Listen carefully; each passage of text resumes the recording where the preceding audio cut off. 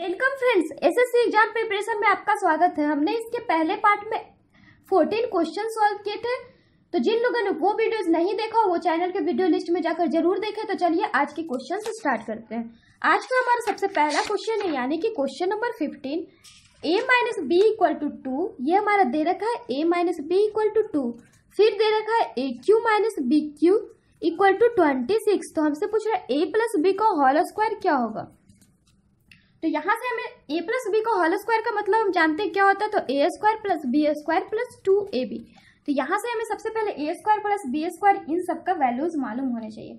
तो यहाँ से हम निकाले तो a minus B equal to 2 है, तो हम इसे लिख सकते हैं a माइनस बी का होल स्क्वायर इक्वल टू 2, यानी कि a square plus B square minus 2ab equal to 2 हो गया। उसके बाद हम इसमें देखें तो a माइनस बी का होल स्क्वायर इक्वल टू 4, तो इस तरह से ये भी 4 हो गया। उसके बाद हम यहाँ पे देखें तो हमें दे रखा है ए क्यू, इसे हमने इक्वेशन 1 मान लिया। फिर दे रखा है A cube minus B cube equal to 26। तो हम A cube minus B cube equal to जानते हैं A minus B into A square plus A B plus B square equal to हो गया 26। फिर ए माइनस बी का value हमें दे रखा है 2 और A square plus A B plus B square की हमें वैल्यू नहीं मालूम है, वो हमें निकालना है। तो A square plus A B plus B square equal to हो गया 26, A square plus A B plus B square equal to 13, यानी कि इक्वेशन नंबर 2। तो दोनों इक्वेशंस को अगर हम टोटली सॉल्व करें, दोनों इक्वेशन से हम यहाँ से निकाल सकते हैं। दोनों इक्वेशन को सॉल्व करेंगे, दोनों इक्वेशन को माइनस करेंगे, इक्वेशन 1 माइनस इक्वेशन 2, यानी कि A square plus B square minus 2ab minus A square minus A B minus B square equal to 13। यहाँ से A square B square cancel हो गया, तो यहाँ पे बचा minus 3ab equal to 13 plus हमारा कितना हो गया। तो दोनों इक्वेशन को हमने माइनस किया, तो 13 माइनस 4 यानी कि 9। 4 माइनस 13 होगा, बिकॉज पहले हमने इसे लिया, तो प्लस 4 माइनस 13 हो गया, तो ये हो गया माइनस 9। तो ए बी इक्वल टू आ गया 3। ए बी इक्वल टू 3 हमें मालूम चल गई। तो यहाँ पे हम इसी वैल्यू को पुट करेंगे। हमारा दे रखा है इक्वेशन 1 में A square plus B square minus 2ab equal to 4। तो हम इसे पुट कर दे, तो A square plus B square minus 3 है, तो हम इसे लिख सकते हैं 3 इंटू 2 यानी कि 6 इक्वल टू 4। तो A square plus B square का वैल्यू आ गया 2। और हमसे पूछा है A square plus B square plus 2ab क्या होगा। तो ये क्या हो जाएगा, तो 2 प्लस 3 इंटू 2 यानी कि 2 प्लस 6 ए स्क्वायर प्लस बी स्क्वायर ये हमारा हो गया 4 प्लस 6 यानी कि 10। तो 2 प्लस 10 इंटू ये हमारा हो जाएगा क्या, तो 10 प्लस 2 इंटू 3 यानी कि 10 प्लस 6 यानी कि 16, ऑप्शन नंबर सी। तो इस क्वेश्चन में हमने क्या किया, सबसे पहले a minus B equal to 2 दिया हुआ था, इसे हमने टोटली सॉल्व किया था। हमारा A square plus B square minus 2ab equal to 4। फिर हमें दे रखा था a minus B A cube minus B cube equal to 26। यहाँ से हमने फॉर्मूले से निकाला, तो आया A square plus A B plus B square equal to 13। फिर दोनों इक्वेशन को माइनस किया, तो आया ए बी इक्वल टू 3। इसी 3 को ए बी इक्वल टू 3 को हमने इक्वेशन 1 में पुट किया, तो हमारा आ गया A square plus B square equal to 10। यहाँ पे अगर A square plus B square equal to 10 put कर दिया, ए बी की जगह पे 3 पुट किया, तो हमारा आया 16 यानी कि ऑप्शन नंबर सी। नेक्स्ट है हमारा क्वेश्चन नंबर 16, यदि x plus Y plus Z equal to 9 हो, तो x माइनस 4 का whole cube plus Y minus 2 का whole cube plus Z minus 3 का whole cube minus 3 into X minus 4 Y minus 2 Z minus 3 का मान कितना है। ये हमारा क्वेश्चन बोल रखा है x plus Y plus Z equal to 9। तो हमसे वैल्यू पूछ रहा है किसका, तो x माइनस 4 का whole cube plus Y minus 2 का whole cube plus Z minus 3 का whole cube minus 3x minus 4 Y minus Z into Z minus 3। उसके बाद हम एक फॉर्मूला जानते हैं, क्या जानते हैं, तो A cube plus B cube plus C cube minus 3abc equal to होता है 0। तो यहाँ पे हम वही फॉर्मूले को पुट करें। हम अगर इसे a मान ले, इसे b माने, इसे c माने, और ये हमारे फिर इसे ये क्या हो गया a b c, तो ये भी हमारे इसी फॉर्मूले पे आ गया a cube plus b cube plus c cube minus 3abc equal to क्या हो जाएगा, तो 0 यानी कि ऑप्शन नंबर सी। नेक्स्ट है हमारा क्वेश्चन नंबर 17, त्रिभुज एबीसी के 3 माध्यक एडी बीई और सीएफ एक दूसरे को जी पर काटती है। यदि त्रिभुज एबीसी का क्षेत्रफल 36 सेंटीमीटर स्क्वायर है, तो त्रिभुज सीजीई का क्षेत्रफल कितना है। तो अगर त्रिभुज के तीनों माध्यक हो, हम जैसे कि इस फिगर में ड्रॉ करते हैं, ये हमारा एक ट्रायंगल हो गया ABC, फिर बोल रखा है कि AD जो है माध्यक है, BE भी एक हमारा माध्यक है, CF भी है हमारा माध्यक, और इसे ये हमारे G पर काटते हैं। तो बोल रहा है कि त्रिभुज ABC का क्षेत्रफल हमारा दे रखा है कितना, तो 36 सेंटीमीटर स्क्वायर। तो हमसे पूछ रहा है त्रिभुज CGE का क्षेत्रफल क्या होगा। त्रिभुज ABC का जो क्षेत्रफल होता है वो जो माध्यिका द्वारा बने त्रिभुज होता है उसके क्षेत्रफल का 6 गुना होता है। यानी कि हम ये भी कह सकते हैं माध्यिका द्वारा बने त्रिभुज के बड़े त्रिभुज के क्षेत्रफल का 1/6 होता है, यानी 36/6 सेंटीमीटर स्क्वायर, यानी कि 6 centimetre square, option number B. Next है हमारा क्वेश्चन नंबर 18। एक वृत्त की जीवा उसकी त्रिज्या के बराबर है। जीवा के छोर पर वृत्त में एक स्पर्श रेखा खींची गई है। स्पर्श रेखा और जीवा के बीच कितने अंश का कोण होगा। ये हमारा क्वेश्चन क्या बोल रहा है कि एक वृत्त है, यहाँ पे हमने एक वृत्त ड्रॉ कर दिया, बोला कि एक वृत्त है, उसकी जो जीवा उसकी त्रिज्या के बराबर है। यहाँ से हमने इसका एक जीवा भी ड्रॉ कर दिया, और ये भी बोल रखा है कि उसका जीवा जो है उसकी त्रिज्या का क्या है, बराबर है।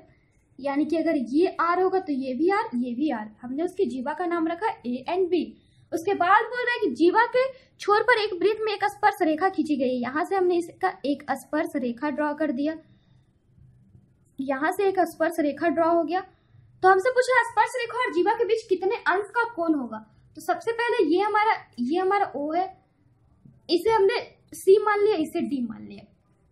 तो हम अगर ट्रायंगल OAB में हमारा दे रखा है OA equal to OB equal to AB equal to R, यानी कि ये हमारा क्या हो गया, तो equilateral triangle.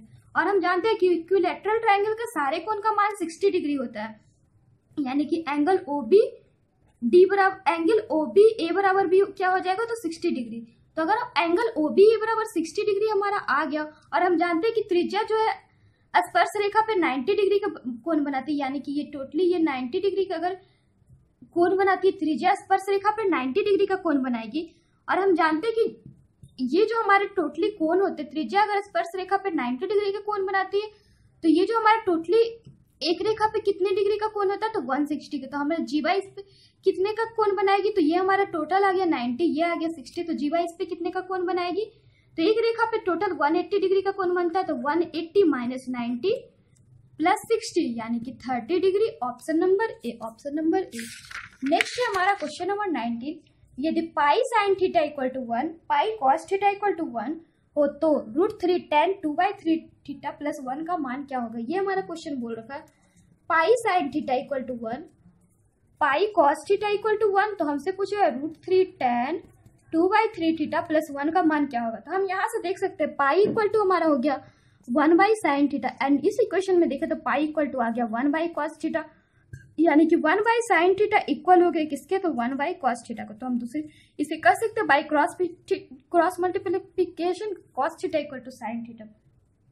cos theta equal to हम जानते हैं sin 90 माइनस थीटा, और इधर हमारा sin थीटा दिया गया, तो हमारा क्या हो गया 90 minus theta equal to theta, 90 equal to 2 theta, तो थीटा इक्वल टू क्या हो गया, तो 45 डिग्री।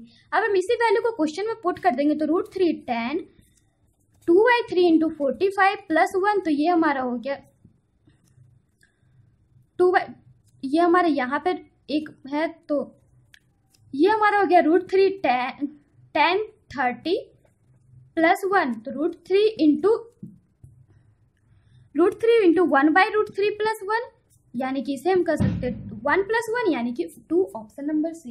इस क्वेश्चन में हमने किया गया कुछ भी नहीं, ये हमारा क्वेश्चन बोल रहा था pi sine theta equal to 1, pi cos theta equal to 1।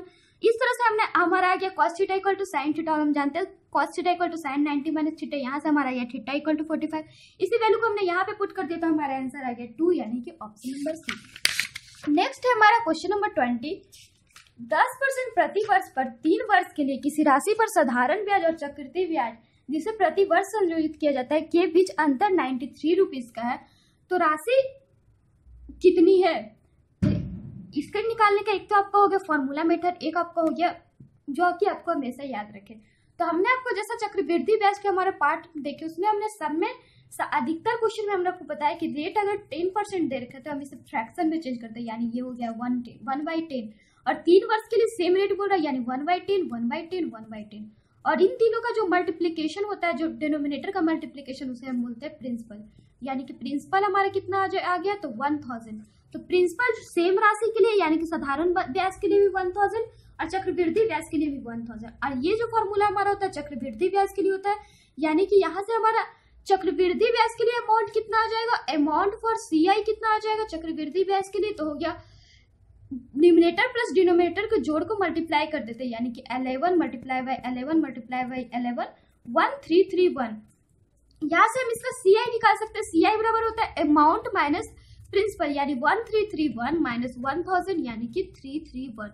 यहाँ से हम कंपाउंड इंटरेस्ट पता चल गया और हम सिंपल इंटरेस्ट निकाल सकते हैं। तो सिंपल इंटरेस्ट बराबर होता है principal into rate into time. Principal हो गया 1000, रेट दे रखा है 10, टाइम दे रखा है 3 ईयर्स। यहाँ से हमारा सिंपल इंटरेस्ट कितना हो गया, तो 300। तो और सिंपल इंटरेस्ट और कंपाउंड इंटरेस्ट के बीच दे रखा है हमारा अंतर कितना, तो 93। बट यहाँ पे हमारे कितने का डिफरेंस आ रहा है, तो 31 का, यानी 31 यूनिट इक्वल टू RS 93। तो हमसे पूछ रहा है राशि कितनी है, तो राशि हमारा कितना यहाँ पे आ रहा है, तो 1000। तो अगर 31 यूनिट बराबर 93, तो 1000 यूनिट बराबर कितना हो जाएगा, तो RS 93 divided by 31 divided multiply by 1000 यानी कि 3000। Option number C. आप इसे और भी अच्छी तरह से समझने के लिए हमारे कंपाउंड इंटरेस्ट की वीडियो देख सकते हैं। नेक्स्ट है हमारा क्वेश्चन नंबर 21। एक ध्वज स्तंभ पर रखे ध्वज के शीर्ष और 30 मीटर की दूरी पर उन्नयन कोण क्रमशः 45 डिग्री और 30 डिग्री है। ध्वज की ऊंचाई कितनी है, ये हमारा क्वेश्चन बोल रहा है कि एक ध्वज का स्तंभ है, एक ध्वज का स्तंभ यहाँ, ये हमारा एक ध्वज का स्तंभ हो गया। उसके बाद बोल रहा है कि इस पे ये हमारा एक ध्वज रखा हुआ है, यहाँ पे इसके ऊपर एक ध्वज रखा हुआ है। फिर बोल रहा है कि इससे 30 मीटर की दूरी पे बोल रखा है, इससे 30 मीटर की दूरी पे बोल रहा है कि 30 मीटर की दूरी पर ध्वज स्तंभ पर रखे ध्वज के शीर्ष और 30 मीटर की दूरी पर उन्नयन कोण 45 डिग्री और 30 डिग्री है। यानी कि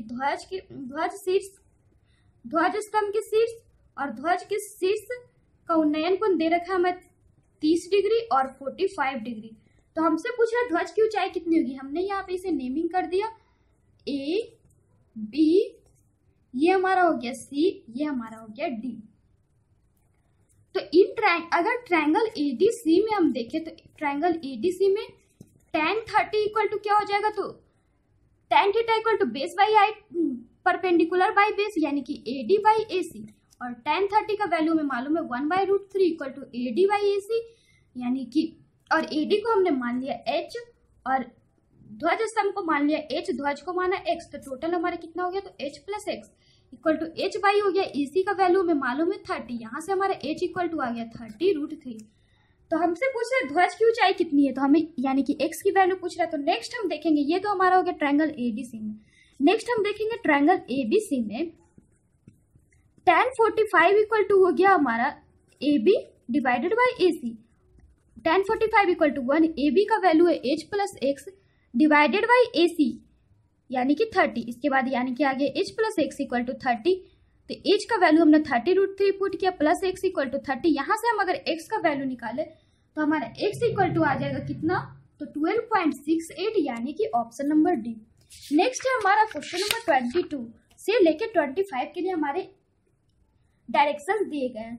बार ग्राफ को ध्यान से पढ़िए और प्रश्नों के उत्तर दीजिए। नीचे दिए बार ग्राफ में एक देश का 1991 से 1992 से 1998 से 1999 तक foreign exchange reserve million $US में दिया गया है।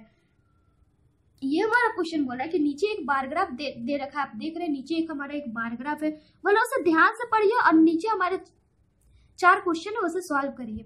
इस बार ग्राफ में 1991 से 1992 इसी तरह से 1998 से 1999 तक का foreign exchange reserve million $US में दिया गया है। तो इसके अनुसार पर हमें क्वेश्चन बनाने, जैसे कि 1991 से 1992 में हमारा फॉरेन एक्सचेंज हो गया 2640, 1992 से 93 में 2720, फिर घट के 2520। इस तरह से हमारा दिया गया एक बार ग्राफ। तो हमसे नीचे 4 क्वेश्चन दिए गए, उसके आंसर्स पूछ रहे हैं।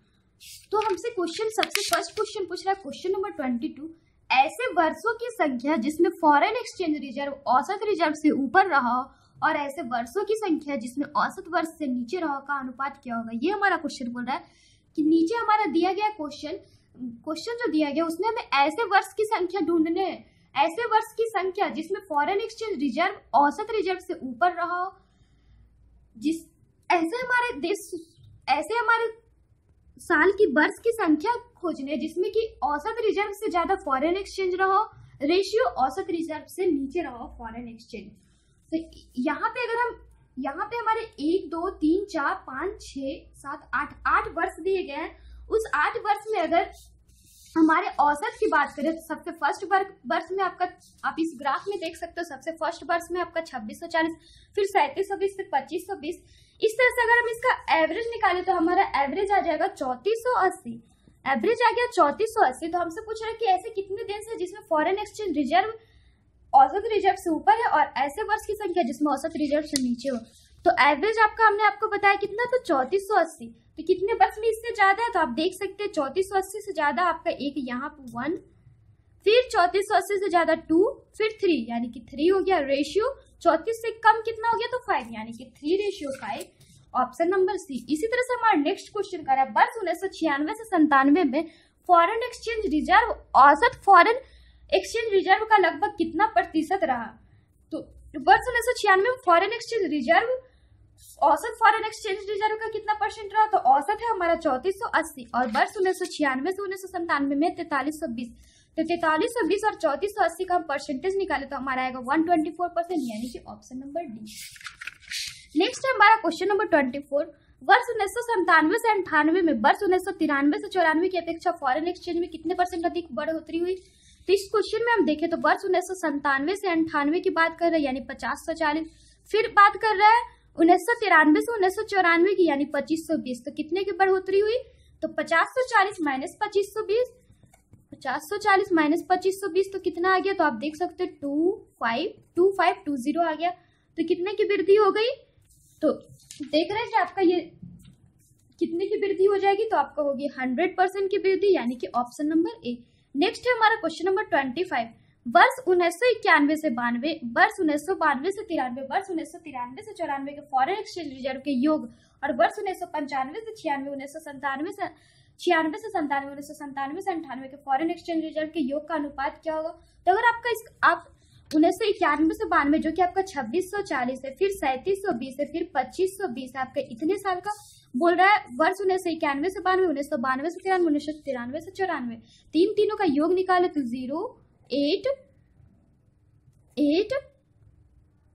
9880 आ गया। फिर आपका बोल रहा है 95 से 96, सबसे पहले आपका कितना आ गया, तो 9880। फिर हमसे बोल रहा है कितना, तो 95 से 96, तो 95 से 96 आप इस ग्राफ में देखें तो कितना है, तो 3120। फिर बोल रहा है 96 से 97, ये कितना हो गया, तो 4320। फिर 97 से 98, यानी 5040। तीन योग का अनुपात पूछ रहा है, ये हमारा 9880। यहाँ पे हमारा सम करके कितना आ जाएगा, 10 4 1 5 5 12,501 9880 है। आप इसका रेशियो निकाले तो हमारा आ जाएगा 37:52, यानी कि ऑप्शन नंबर सी। तो आज के लिए बस इतना ही। इसके आगे के पार्ट्स या आपको रीजनिंग के पार्ट्स भी अपलोड कर दी गई, आप चाहे तो हमारे इस पार्ट्स को भी देख सकते हैं। देन इसके लिए आप हमारे चैनल को सब्सक्राइब करिए। अगर आपको हमारा वीडियो पसंद आए तो लाइक करें, कमेंट बॉक्स में कमेंट करें और प्लीज हमारे चैनल को सब्सक्राइब करें। Then bye and take care.